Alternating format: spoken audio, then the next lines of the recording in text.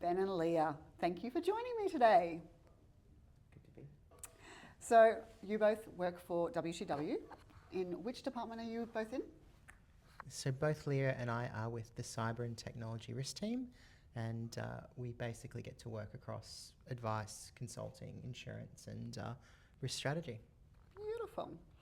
To kick things off, you both sitting in this very strange crossroads. You've got law, you've got cybersecurity, emerging tech like AI. How did each of you come to combine the fields that you have? And what excites you most about working where tech meets regulation?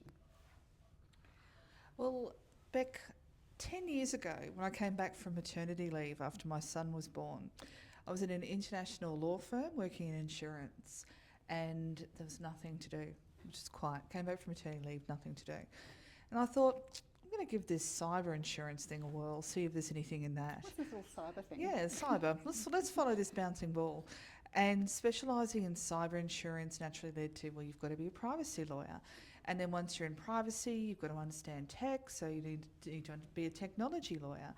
And then you understand that a lot of the advice that you're giving isn't actually law, that you can wear consulting through a legal lens hat. So then I started to do that. And as the technology develops, as the law intersects with that technology and grows, I've just followed what interests me, and currently it's around AI governance. So that's how it's threaded together for me. To be honest, mine is more just me dealing with my own inferiority complex. My family was very involved in tech, and I decided I'd do a very deliberate turn the other way and focus on insurance. I thought you were rebelling. Yeah, that's what you do. You go down the law insurance route to rebel. And I was a disputes lawyer for a long time, but essentially this thing kept coming back to me where someone had a tech problem or where there was a tech dispute, they'd say, oh, you kind of know this, you do it. And after a while, I realised all those foundational skills I had had let me play across a lot of different domains. And cyber for me was where it all came together, because you've got a crisis, you've got to understand how the IT stack works, you've got to understand the investigation, the legal and the regulatory. And from there, I got to build out and do what I get to do now, which is play across lots and lots of different fields. Wow, it seems like you've got a lot of diversity. That sounds great. So you did mention AI. It's the elephant in every room at the moment. It's advancing so rapidly that regulation's trying to keep up.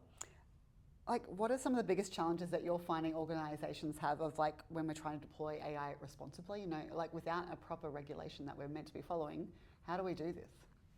I think you hit it really well with your first comment. There just isn't proper regulation. So the first thing we started to look at was, where do existing laws sit? And there's some bits that they cover really well. So the issues around consumer protection, the issues around copyright, whether we can enforce it effectively. But more and more what we've seen with AI systems, and particularly how they're morphing, you don't just have the hallucination, the confabulation, you've got really complex supply chain issues, you've got complex cyber, complex sovereign. And we get to have this discussion quite a bit, and ultimately that final legal piece, we're not going to know the answer for that for at least 5-10 years. So in the meantime, what we're trying to do is we're trying to go back to more basic risk governance principles. And when you start to think about AI through that lens, you see a lot of the low-hanging fruit. So a lot of AI projects, they don't have great technology governance that sits around it. A lot of the ways in which we procure and we bring in these AI partners, there's a lot of flaws and vulnerabilities with that. And also how we're thinking about the data, how we're thinking about the consumer interactions, the third-party interactions. So one of our big focuses is also saying that even before we answer the legal question, what does just good risk management look like? And you've got standards, you've got things like the guardrails, you've got things like responsible AI frameworks, but a lot of organisations don't even take those guiding lights. So I don't know if you've got anything you want to add there, Leah? I think you've hit the nail on the head that we don't have this one law. I think we're going to have one soon. All roads are leading to an AI Act. So the question we get a lot is what do we do? And the rate of legal change just cannot keep up with that rate of technological change. We've even seen that with the Privacy Act. And we've been talking about substantive privacy reforms for years now, and we only managed to squeeze a few through at the end of last year. Hopefully we have a second tranche this year. So for organisations, I think a real challenge is, how do they comply with existing laws that weren't drafted with generative AI in mind? And also, how do they responsibly use AI in circumstances where they don't have that guiding light of specific legislation? And I think privacy is a really good example of a traditional law and a traditional area of regulation where we're seeing movement to try and keep up with this rate of change. So we've seen that there have been AI-adjacent privacy determinations around facial scanning technology and biometrics, around data scraping. And we've also seen with ASIC, we've seen that regulator has stepped in where AI intersects with their area of regulatory control. So while we're waiting for that legislation, I think we'll see the voluntary guardrails and regulators stepping in where there's that overlap in place. Voluntary guardrails. So I'm implying they're not mandatory, so we're giving some recommendations, I'm assuming. Can you explore that concept a little bit with me? Excellent question, Beck, because this is a question that's asked all the time. We have people say, I have all these laws I need to comply with. Why should I comply with the voluntary guardrails? Yeah, I don't it's have in to. the name. It's voluntary. It's voluntary standard, and these are the reasons why I think that they're a useful guidance for organisations. The first is that there's consultation taking place on mandatory guardrails in a high-risk setting, and the proposed mandatory guardrails and the voluntary guardrails are effectively the same. So if you're aligning with the voluntary guardrails, you're aligning with what the law is expected to do in the future. The second is that they have been prepared in Australia in consultation with industry and government and individuals for Australians. It's our own approach. We're not copying the EU, we're not necessarily doing what the US is doing. We've taken our own approach. And the third is, further to that point, that it is aligned with our own Privacy Act, our own 8 ethics principles that have been around for a while, ISO 42001, NIST, all tracks back to these voluntary guardrails. So my advice is that if you're looking to responsibly develop or deploy AI, that's a really useful set of guidance. And if you're following that guidance, you're likely to be considered to be taking reasonable steps towards protecting that data. What do you think, Ben? So the first point Leah made, which is the notion that it's voluntary but there's something mandatory coming. So you either get in a position where you don't have anything prepared and you've got to do compliance, process, procedure on the fly. Up. And you also run into the risk too of, with a lot of these AI systems, when you're prototyping, when you're conceptualizing them, it's easier to put in place the risk management structures. Trying to do it post-fact, you see some of the problems that we saw with various privacy reforms as well. But the second point that's important as well about the guardrails is, I think every executive I speak to and all the senior managers, they do want there to be some type of risk management that's sitting around the AI systems. They see the news stories, they know about all the problems, they know about They're the things actually looking for guidance. Yeah, and robo-debt. So if you're looking for guidance, you've got a standard which is still a little bit rubbery.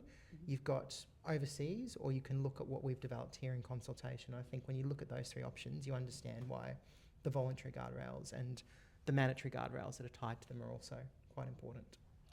Are there any concerns with how rapidly even AI itself is emerging and changing, that these guardrails will be enough to cover where that's going? You know, are they broad enough that that's going to be, or do you think they will also be rapidly expanding and changing too? So this is the big challenge at the moment across AI, which is we don't know what all the final uses are, and you've made a really good point too. The discussion we were having 2 years ago was just about LLMs, but a lot of the agentic systems, the cognitive systems we're talking about now, completely different architecture, completely different structure, a whole bunch of different types of use cases. And then you've got this kind of convergence of machine learning, role process automation, all of these old technologies that are coming back. So the idea that one law is going to be a silver bullet or one point in time is going to solve it, that just seems a little bit ludicrous. But the thing about the guardrails that's interesting is they talk about kind of end-to-end risk management. So something that's a framework, something where you're assessing risk, where you're assessing processes. And when you think about it through traditional classes of risk, that's what you do. So I think the framework and the process elements are going to be important, but you're completely right that these laws are going to morph, they are going to change.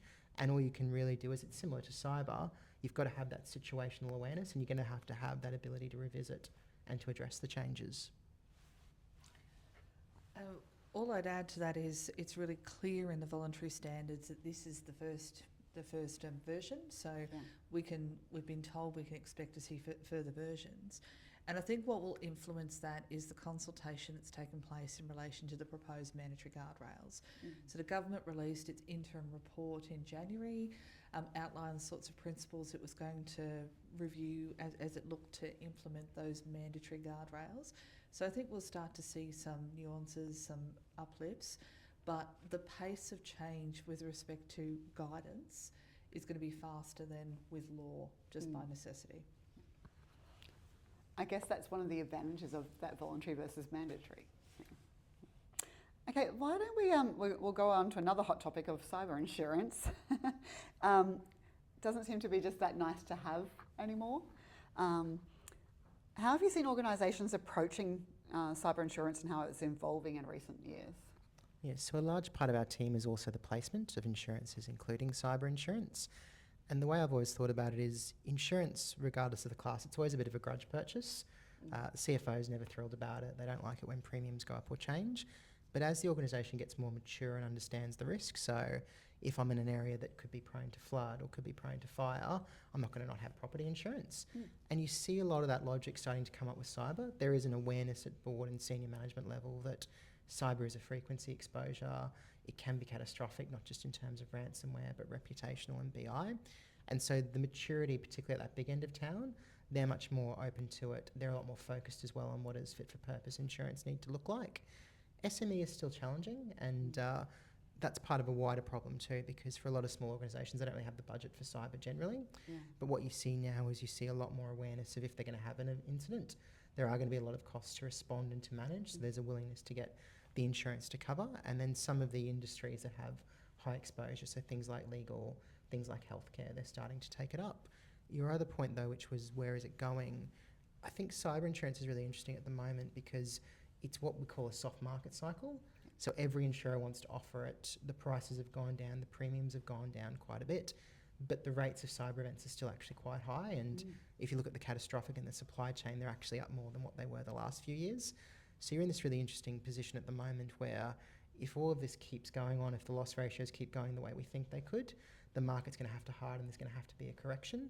And we've still got this dynamic, quite complex threat landscape, and it means things like insurance have to respond and follow those elements too. Is there anything you'd like to add there, Leah? Most of what I've seen from a cyber insurance perspective is more from that insured perspective in the aftermath of an incident. And I think the challenge has been where insurers perhaps haven't had that level of advice that Ben and his team provide. So there's a lack of understanding about the sorts of events where that insurance is going to respond, or how exclusions in the policy or limits of indemnity and the like are going to be a challenge, or the amount of money that might need to be outlaid in the first instance before insurance responds. So I think it's so important in that process to really be understanding and working closely with your broker about what you need, and also doing that threat modelling to ensure that you're ready to respond and understand how a policy is going to respond to avoid that uncertainty. You mentioned SMBs, which is, very big part of our discussions in cyber generally, and that they don't have budgets for cyber. Insurance must be another thing that's just confusing, and another question: can I afford it? How do I do this? Is there any hot tips you've got for those sorts of businesses of how they can, is there any quick wins for them that makes that more affordable? Is there anything that sort of, keeps those bills at a certain level because they've got certain cover, or they've got certain suppliers or something in place? Yeah, so I'll answer that question in two parts. So firstly, what are the controls that make it easy to get cyber insurance? But then your wider point of, well, how do you think about being an SMB and where do you put the investments? On the insurance side, for SME organisations, it pretty much boils down to four things. One is I want there to be some type of discipline around passwords. I want there to be some type of good authentication control. So obviously multi-factor authentication is a fundamental control. Yep. Second thing that I want to know is I want there to be some type of backup capability, because ultimately if I don't have backups and the malicious actor gets in, we're kind of gone. The third thing is I want them to be some understanding of what the data holding is. So if I collect a huge amount of sensitive or personal information records, that changes my risk profile quite a lot, because it means a breach is going to be more expensive, higher privacy, higher types of regulatory exposures. Mhm. And then the last thing that I want to know is that I want to know there's some understanding around the key suppliers, the key providers, and it might be the IT shop that's just doing my help desk and all the rest of it, or it might be the friend on the side, but they are such a significant ingress point because they've got high credentialing and often they're part of how the attack kind of perpetrates. So just some of those really simple controls that aren't super expensive, they're things that will help you get the insurance. The insurance market is also soft, so carriers are offering terms. But as Leah said, you've got to check the wording. So cheap wording is cheap for a reason. And you've also got to make sure that you get that technical advice and support.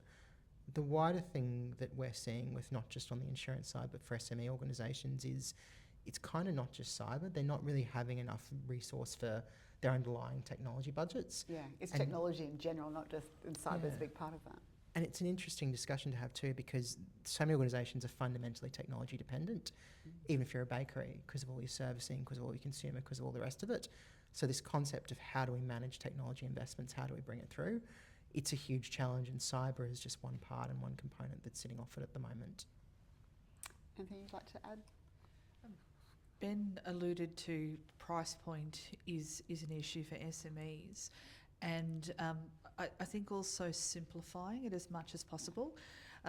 They're already stretched trying to run businesses and be across all sorts of issues without the same resources. Yeah, they're wearing too many hats. Exactly. So I know it's a key strategic priority in the cyber strategy is to support SMEs, and there's been various programs. The UK, for example, has rolled out where, in addition to offering those cyber terms to SMEs, also really simplifying that process of uplifting the controls as much as possible so they can secure that insurance and understand how it works. So I think having that education, that simplification is also really important. Okay, so looking at larger organisations then, so you've got that interplay between, if you've got incident response, you've got legal obligations, you've got insurance claims. How can security teams best position themselves to make the process smoother? This is a really good topic because there's a whole bunch of discussions around where does cyber go, what happens with different opportunities, where does GRC go. I think the point you've mentioned there is this idea that cyber's always been a cross-functional problem, but the technologist is still centre, the person who understands the controls, the procedures, how it's configured. And when you think about it across the organisation, that's the glue that's holding it all together. And we've talked about this before, but the privacy reforms are quite interesting now in that they've specifically called out the technical and the control matters are fundamental in terms of how we think about compliance and how we think about our own obligations. And what we've seen more and more with organisations is they're trying to create these cross-functional steering committees. They want people that come from the cyber team or come from the IT team to be talking to the lawyers. If we think about forms of procurement, so whether it's cybersecurity schedules, whether it's IT, data transfer agreements and so forth, a lawyer might know the elements in terms of the risk allocation, but they never understand the fundamental components. Where is the repository? How is it protected? What's being accessed? What are the types of encryption practices and so forth? So people within cyber are fundamentally really good at going over those types of areas and kind of being the bridge between that domain. And AI, which we've talked about already, if you think about the people within the organisation that are going to be really good at AI or AI risk management, it'll be, data science and privacy, but also the tooling, the controls. So cyber innately should have a really big seat at the table and should be a really important component of what we're trying to do to manage those risks. I'd just add to that it's really important that collaboration that Ben is talking about doesn't just take place in the aftermath of an incident. So we've seen that there's been legislative change in the last few years for organisations that are systems of national significance. They now are forced to have tabletop exercises. There's various proactive cybersecurity measures that they need to take. And that's to force the threat modelling, how we're going to respond, how we're going to work together in the aftermath of a real incident.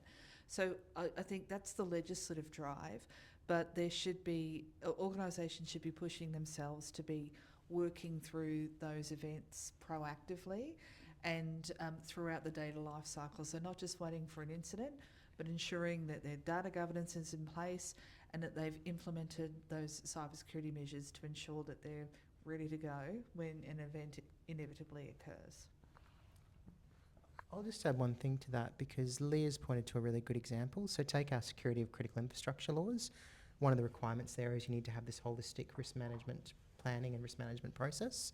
And in there's things like how are we looking at vulnerabilities, how are we thinking about business continuity, our awareness of the operational assets. And no one who doesn't have an understanding of the technology, the control, is going to be able to answer that. So more and more, I think cyber is almost one of the key bodies and the key stakeholders in how we formulate those responses. So that's a really good point about it being all post-incident. We're thinking about catastrophic. But how do we get that then to bring that to that security first kind of mindset into the organisation as we're introducing new technologies and new processes? Yeah, I think this is a safe space, so we can probably be a bit controversial, but cyber's never really helped itself with those discussions. So if I'm a board or senior manager, there's 50 different classes of risk, there's all these investment priorities, there's the internal processes, there's the staff, there's everything else. If you want cyber to be thought of holistically, you've got to be talking in the same type of language. And so things like, these are the investments we're making, this is the operational difference that's going to arise. Or if we want to talk about elements of quantification, but also more and more, we've treated cyber as something that's its own little special wheelhouse that sits out here, all of its own acronyms, those types of things. It's a secret world that sits off the side. And by not having a common risk language, by not having a common language in terms of what boards and senior managers and organisations are thinking through, you create these innate walls and it's much harder to get their buy-in and get their control. To people who are listening, I'm on a board, a couple of boards, and I also do a lot of director and other training, and all of them are worried about cyber, but their constant pressure is, how do I objectively understand what the pulse is? How do I understand across everything that's hitting me, this punch and duty show? What do I really need to know? What don't I need to know?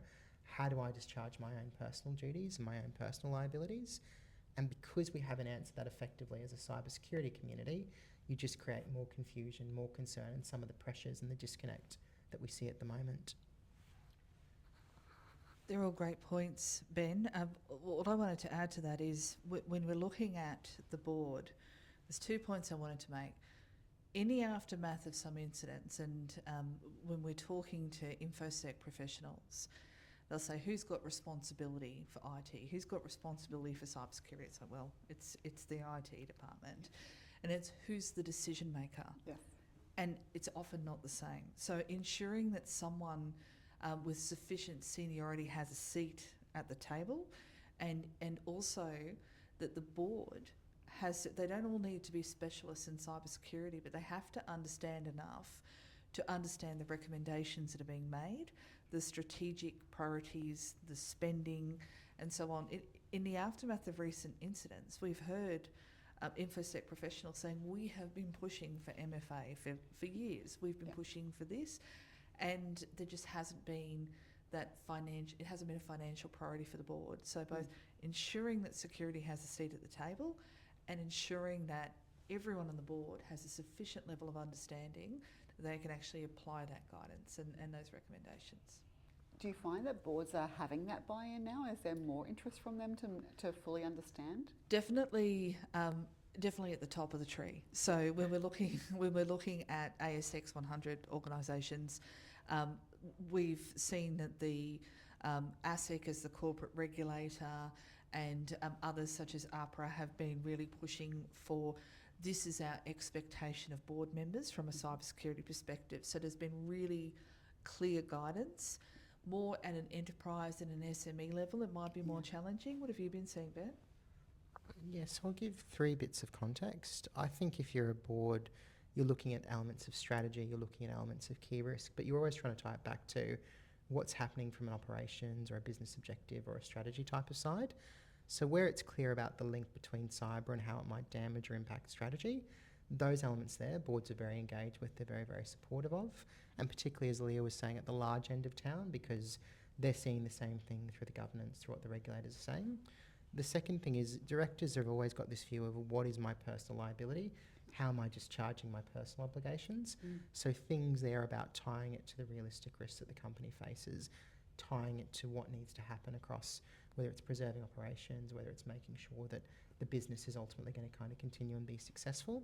But the third element too is that if you talk to a lot of directors, they get so much mixed messages from so many different sources. It sounds like the sky is falling in every single day. And again, we did a session a couple of months ago and it was just, for you directors, let's just decode what some of these terms are. okay, you hear about EDR, MDR, XDR, this is actually what it is, and sometimes they're grains of nuance, sometimes they actually don't mean what the various things that we're bargaining with should be. So that's the bit too. There is innately confusion, but some of that confusion we create from the cybersecurity industry. And Lovely. I really appreciated you both sharing your insights with me today. Thanks for joining us. pleasure. Thanks, Meg.